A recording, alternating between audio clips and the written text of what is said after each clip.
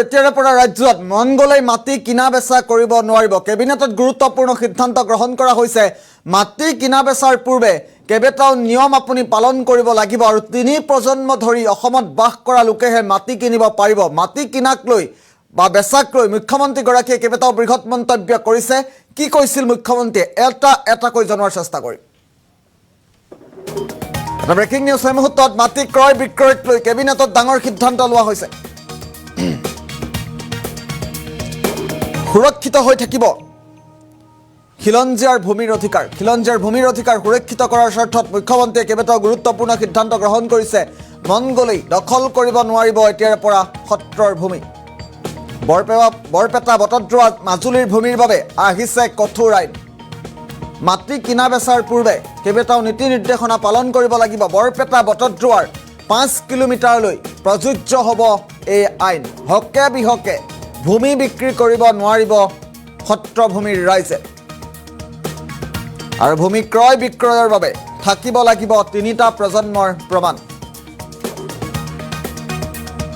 3টা প্ৰজন্ম থকা লোকেহে ক্ৰয় বিক্ৰয় কৰিব পাৰিব ভূমি অথবা মাটি। মুখ্যমন্ত্ৰীৰ মন্তব্য আছে। আমি পৰৱৰ্তী পৰ্যায়ত মন্তব্য শুনোৱাৰ চেষ্টা কৰিম। সমগ্ৰ মাজুলী জিলাতেই প্ৰযোজ্য হ'ব এই বিশেষ আইন। সত্ৰৰ ভূমি বেদখল ৰোধৰ বাবে পদক্ষেপ গ্ৰহণ কৰিছে ৰাজ্য চৰকাৰে, যিহেতু বিভিন্ন সময়ত সত্ৰৰ ভূমি বেদখল কৰে আৰু এইবাৰ সত্ৰৰ ভূমি বেদখল ৰোধ কৰিবৰ বাবে এই সিদ্ধান্ত। 250 বছৰ পুৰণি সকলো মঠ মন্দিৰৰ ক্ষেত্ৰত প্ৰযোজ্য হ'ব এই আইন। পৰ্যায়ক্ৰমে ৰাজ্যৰ ঐতিহাসিক মঠ মন্দিৰ সামৰি ল'ব এই আইনে। শক্তিপীঠ কামাখ্যা দেৱালয়ো আহিব এই আইনৰ আওতাত। মাটি ক্ৰয় বিক্ৰয়ক লৈ কেবিনেটত ডাঙৰ সিদ্ধান্ত লোৱা হৈছে আৰু মুখ্যমন্ত্ৰীগৰাকীয়ে কেবিনেটত লোৱা সিদ্ধান্ত সন্দৰ্ভত কেইবাটাও বৃহৎ মন্তব্য কৰিছে। আমি মুখ্যমন্ত্ৰীৰ মন্তব্য যিহেতু আমাৰ হাতত আহি পৰিছে এই মুহূৰ্তত পোনে পোনে মন্তব্য আগবঢ়াইছোঁ।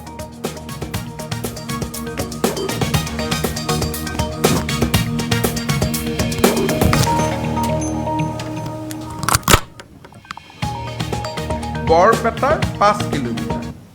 আজিৰ আইনখনত আমি সত্ৰ বা কাৰো নাম দিয়া নাই। আমি কৈছোঁ চৰকাৰে সেইটো ডিক্লেয়াৰ কৰি থাকিব পাৰিব, লিষ্টখন বঢ়াই থাকিব পাৰিব। খালি কণ্ডিশ্যন এটা, ই 250 বছৰৰ পুৰণা হ'ব লাগিব। এতিয়া 250 বছৰৰ পুৰণা অসমত যিমান মন্দিৰ মঠ ঐতিহাসিক স্থান আছে সকলোবিলাকক আমি এই প্ৰটেক্টেড এৰিয়াৰ মাজত আনিব পাৰিম। প্ৰটেক্টেড এৰিয়াত কি হ'ব, ইয়াত অকল সেই মানুহে মাটি কিনা বেচা কৰিব পাৰিব যি 3টা প্ৰজন্ম সেই এৰিয়াটোত বাস কৰিছে। বিধানসভাত আইন পাছ হোৱাৰ আগত তাত 3টা প্ৰজন্ম সেই মাটিত ভোগ দখল কৰি থাকিব লাগিব। অঞ্চলত মাটি কিনা বেচা কৰিব পাৰিব। অৰ্থাৎ বটদ্ৰৱা সত্ৰৰ 5 কিলোমিটাৰৰ ভিতৰত বটদ্ৰৱা সত্ৰত 3টা প্ৰজন্ম যি নিৰন্তৰ বাস কৰি আছে, সেই 3টা প্ৰজন্মৰ মানুহে মাটি কিনা বেচা কৰিব পাৰিব। বৰপেটা সত্ৰখনক যদি আমি চেণ্টাৰত লৈ লওঁ, বৰপেটা সত্ৰৰ 5 কিলোমিটাৰ যি এৰিয়া হ'ব, সেই এৰিয়াৰ মাটি অকল সেই অঞ্চলত 3টা প্ৰজন্ম বাস কৰি থকা মানুহে সেই মাটি কিনা বেচা কৰিব পাৰিব। মোৰ অসমত 3টা প্ৰজন্ম হ'লে নহ'ব, সেই নিৰ্দিষ্ট হেৰিটেজ ষ্ট্ৰাকচাৰটোৰ 5 কিলোমিটাৰৰ আশে পাশে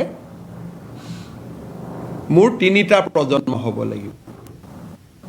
অৱশ্যে যোনে ইতিমধ্যে মাটি কিনি লৈছে তেওঁলোকক উচ্ছেদ কৰাৰ কথা নুঠে, কিন্তু কাৰোবাৰ যদি মাটি ৰেজিষ্ট্ৰেশ্যন হোৱা নাই, একচনীয়া পট্টা হৈ আছে বা কিবা হৈ আছে, আইনৰ গণ্ডিৰ ভিতৰত আহি যাব। যদি অলৰেডি ৰেজিষ্ট্ৰেশ্যন হৈ গ'ল, ক্লিয়াৰ পজিশ্যন হৈ গ'ল, তেতিয়া বেলেগ কথা। এই আইনখনত বৰ্তমান আমি কিন্তু মাজুলীৰ ক্ষেত্ৰত এটা এক্সেপশ্যন আছে। বৰপেটা সত্ৰৰ 5 কিলোমিটাৰ, কিন্তু মাজুলী গোটেই জিলাখনকে আমি এইটো এৰিয়াত আনিছোঁ। কাৰণ আমি ভাবোঁ যে নিৰ্মাণ হোৱাৰ পিছত মাজুলীত বহুত ব্যৱসায়িক উদ্যোগিক প্ৰতিষ্ঠান আদি গৈ মাজুলীৰ আধ্যাত্মিক ঐতিহ্যটো বিনষ্ট কৰি দিব পাৰে। সেইকাৰণে মাজুলীৰ মাটি এতিয়াৰ পৰা মাজুলীত 3টা প্ৰজন্মই যি বাস কৰিছিল তেওঁলোকেহে মাজুলীৰ ক্ষেত্ৰত সেই এক্সেপশ্যনটো অনা হৈছে। বাকীৰ ক্ষেত্ৰত 5 কিলোমিটাৰ, কিন্তু মাজুলীৰ ক্ষেত্ৰত পুৰা জিলাখন। ইয়াত যদি কোনোবাই এতিয়া আমি কামাখ্যাৰ কথাটো আনা কৰিব পাৰে, কিন্তু প্ৰথম পৰ্যায়ত আমি বৰপেটা, বটদ্ৰৱা আৰু মাজুলীক লৈ আমি আগবাঢ়িব খুজিছোঁ। আৰু মই ভাবোঁ যে এই আইনখন যদি বহুত দিন আগতে পাছ হ'লহেঁতেন, আজি বটদ্ৰৱা বা বৰপেটাৰ পৰিৱেশটো সম্পূৰ্ণ এটা বেলেগ হৈ থাকিলহেঁতেন। আৰু ই এটা অসমৰ জাতীয় জীৱনৰ এটা ঐতিহাসিক মুহূৰ্ত। আৰু আমি এনে এখন আইন বিধানসভাত আনিম আপোনালোকক জনাবলৈ পাই মই নিজেও গৌৰৱ অনুভৱ কৰিছোঁ। মাজুলীত থকা মানুহৰ মাজত ক্ৰয় বিক্ৰয় হ'ব, আৰু আজি থাকিলে নহ'ব, 3টা প্ৰজন্মৰ পৰা থাকিব লাগিব। বৰপেটাত ৰেডিয়াছ বৰপেটা সত্ৰৰ পৰা 5 কিলোমিটাৰ, কিন্তু মাজুলীত যিহেতু বহুত সত্ৰ সিঁচৰিত হৈ আছে, সেইকাৰণে আমি গোটেই মাজুলীখনক প্ৰটেক্টেড এৰিয়া কৰিছোঁ।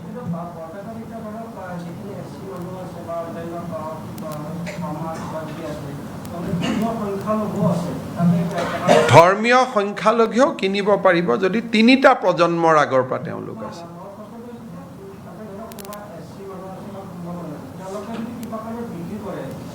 তেওঁলোকৰ মানুহে কিনিব লাগিব, বিক্ৰী কৰিব নোৱাৰিব। এতিয়া 3টা প্ৰজন্মত থকা মানুহকহে বিক্ৰী কৰিব লাগিব। তেতিয়া পাৰিব, কিন্তু আমি জানাত 3টা প্ৰজন্ম তাতে থকা মুছলিম সম্প্ৰদায় নাই। 51 চনত তাত কোনো মুছলিম সম্প্ৰদায় নাছিলে। আমি হিচাপ কৰি লৈছোঁ, 3টা 1951 হ'ব, আৰু বিপ্লৱ শৰ্মা 3টা প্ৰজন্ম মানে 1951 আৰু 1951 তাত এজনো নাছিলে।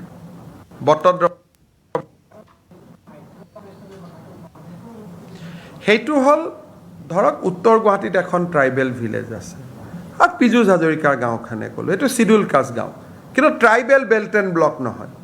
এতিয়া সেইটো আমি ট্ৰাইবেল বেল্ট এণ্ড ব্লক কৰি দিম এজ পাৰ চেপ্টাৰ 10।